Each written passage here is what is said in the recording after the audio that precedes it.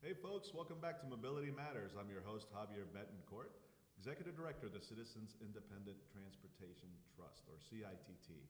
We're an agency of Miami-Dade County charged with overseeing the half-penny sales tax for transportation. One of our investments has been in a project called Miami Central Station, and specifically a concourse for Tri-Rail to come straight to downtown Miami. Currently, you have to transfer to the Metro station to get to Tri-Rail, and we would prefer a direct route, so hence that investment.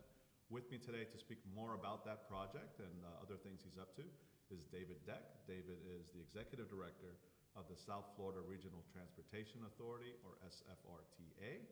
You may know that better as Tri-Rail, Yes. right, David? So David, thank you for being here. Welcome. I appreciate you having me. This is great. Well, my pleasure. And David and I are both here at Railvolution.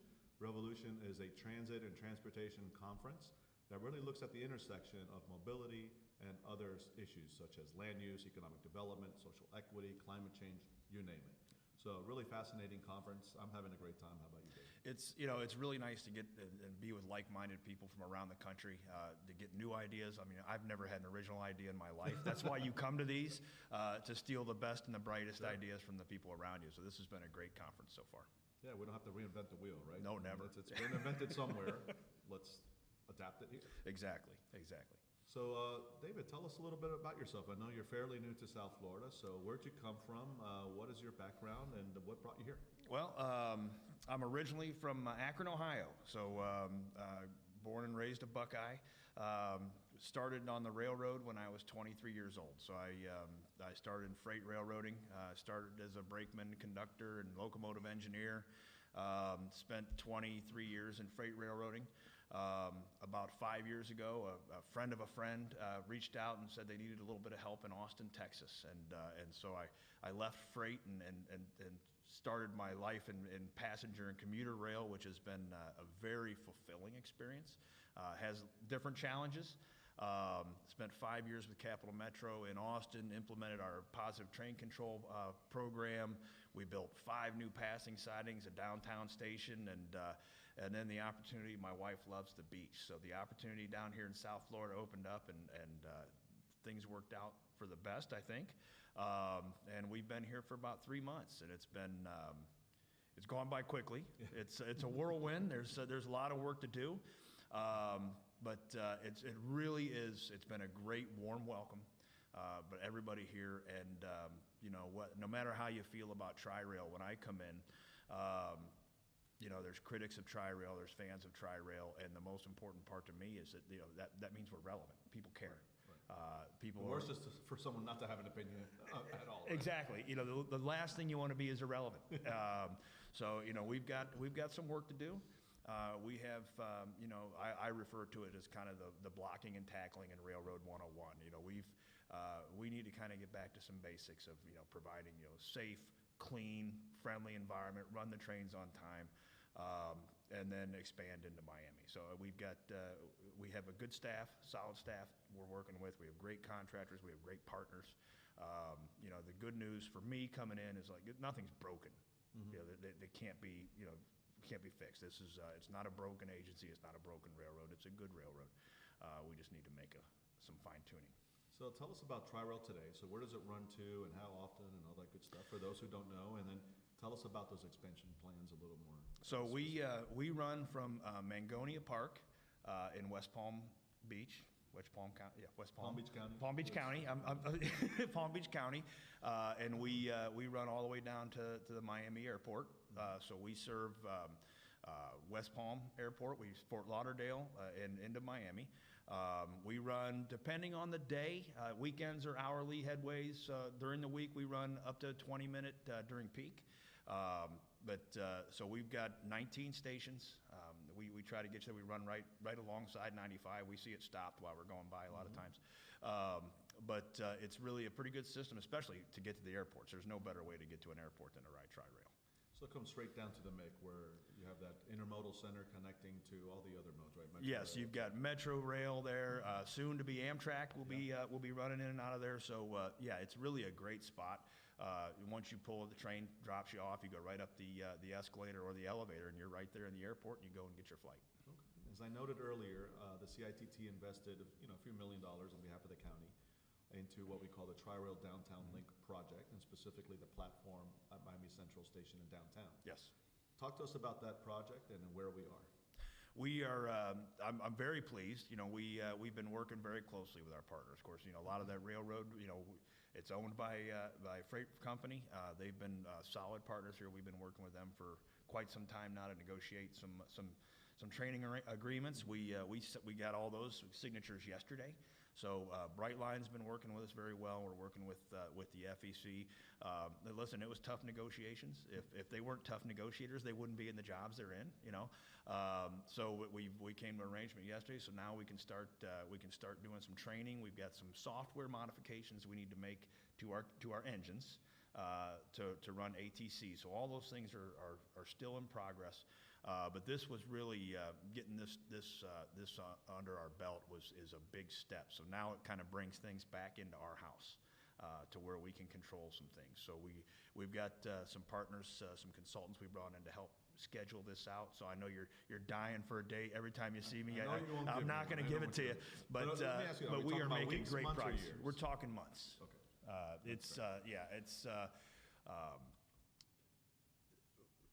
Once we get this software modified and then we get the crews trained, we have to train them in automatic train control. You have to train them on the territory. Mm-hmm. Even though it's not a really large territory, there's still a lot of road crossings, a lot of safety issues. We take that very seriously. We don't want to rush that. So when we do it, we want to do it right. Let's talk about safety for a second, because we know that Brightline has had a lot of issues and challenges. We had one this morning. Was there this morning? Yes. I didn't even hear about that one, but it does seem to happen pretty regularly. Now that is an express train. It's traveling fast. I think people underestimate how quickly it's coming through that intersection. And let's face it, in South Florida, people don't always obey, the traffic laws and sometimes try to beat the train, unfortunately. I don't hear as much of that on the Tri-Rail side, and I don't know if it's because of the speed or because it's been there such a long time that people have adapted to it. But talk about safety in the intersections and how do you mitigate against some of the behavior? It is a constant struggle, and it's not unique to South Florida. I'm seeing a little bit more of it here than I've seen elsewhere, but no, it's we have a lot of road crossings, a lot of cars. Everybody's busy. Here we have quiet zones. I know Brightline has a quiet zones. We have the quiet zones, so people kind of get lulled into a false sense of security. Which basically means and they're not blowing the horn. So the way a quiet zone works is, you work with the Federal Railroad Administration, and you can set in certain safety appliances that then you make the crossing safe enough to not blow the horn. It's not illegal to blow the horn. The trains will still blow a horn if there's somebody around.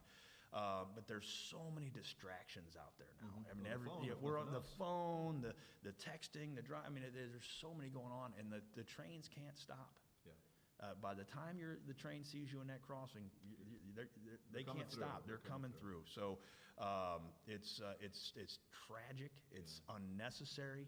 I just had somebody email me some more contacts for Operation Lifesaver. We want to really start getting involved with the schools, anyone we can to get. Just tracks are no place to be. Yeah. They're not a safe place for anybody to be unless you really know what you're doing. Need to pay attention.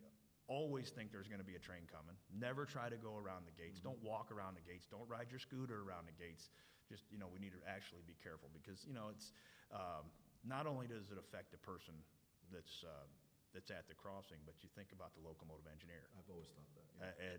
And it's got away on them. I mean, nothing that they did wrong. Right. But still, they can't control it. I was fortunate. I ran trains for 5 years and never had an accident. My father wasn't as lucky, and it weighs on you. Yeah. So that's my first thoughts. Always go out to that crew, and you're just like everybody's life is altered. So it takes about 30 seconds for our train to go by. Yeah. Your life's not worth 30 seconds. So just take that extra couple minutes, let us go by and go about your business. Absolutely. Be safe out there, folks. Absolutely. So you come from a long line, of engineers and folks who work on the railroads. So tell us about that legacy.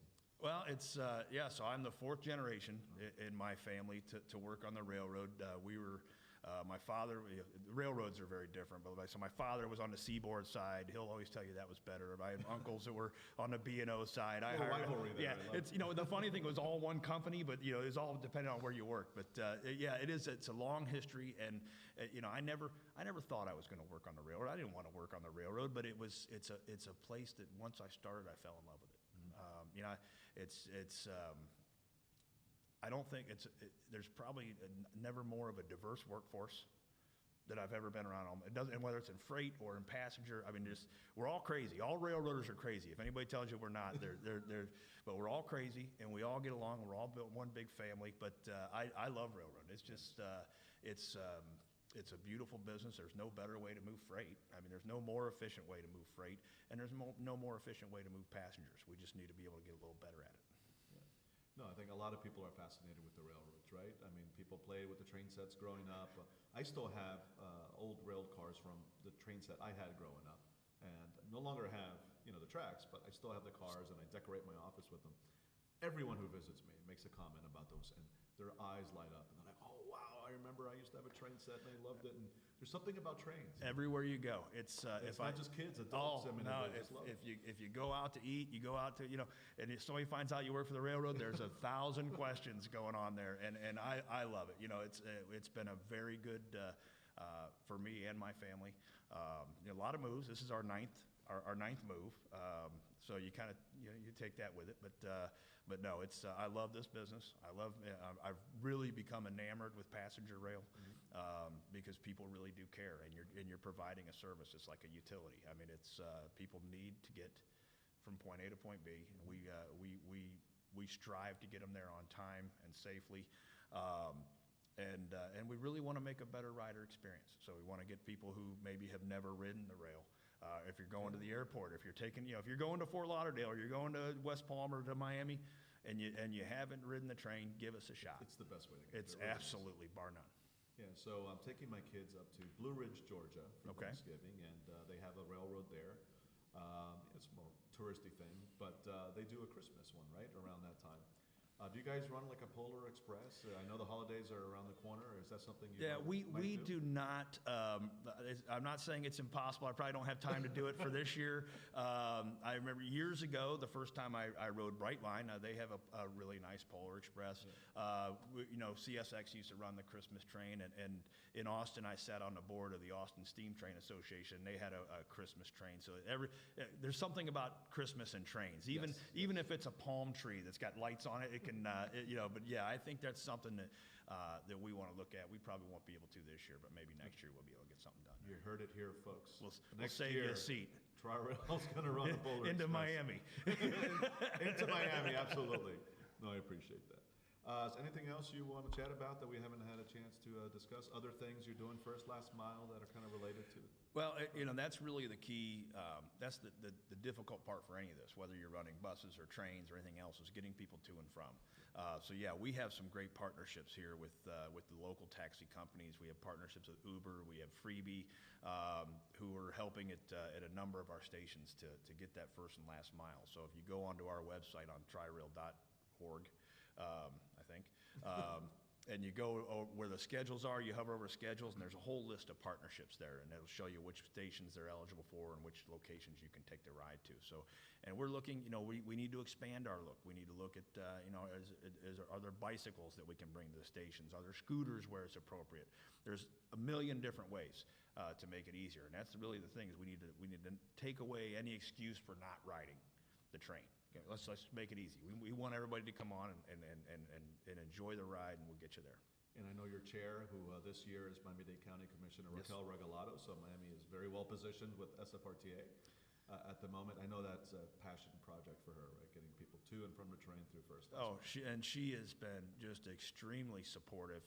We have a supportive board, but Commissioner Regalado is really, she is about all things. She wants to get people to that train and get people on the train and get moving. So it's really great to have a board, and the commissioner is so passionate. Passionate, tenacious, go-getter. Absolutely. You're going to be moving. Yeah. She's not going to let me sit still, which is okay. All right, well, listen, we have a lot more of the conference to go to, so I'll let you go, but thank you for being a guest. I appreciate it. Oh, my pleasure. Thank you for taking so well to the community. I think we've embraced you, and hopefully you've embraced us as well. Oh, it's been great. You know, this is my wife's first time in Miami, Okay. so she's enjoying Miami while we're at the conference. So Wonderful. Thanks again. Thank you for everything thank you do. very much. Good luck, and we'll have you back in the future to I hear look forward on to all it. the progress. Okay. Absolutely. So folks, thanks for tuning in. This has been Mobility Matters, again with your host Javier Betancourt and our guest David Dech with SFRTA. You could tune in to us every other Thursday at 11 o'clock. And always I want to thank our partners in this, Miami's community newspaper.